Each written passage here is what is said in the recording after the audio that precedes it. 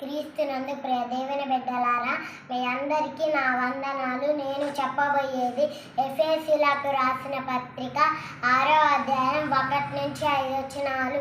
పిల్లలారా, ప్రభునందు మీ తల్లిదండ్రులకు విధేయులై ఉండుడి, ఇది ధర్మమే.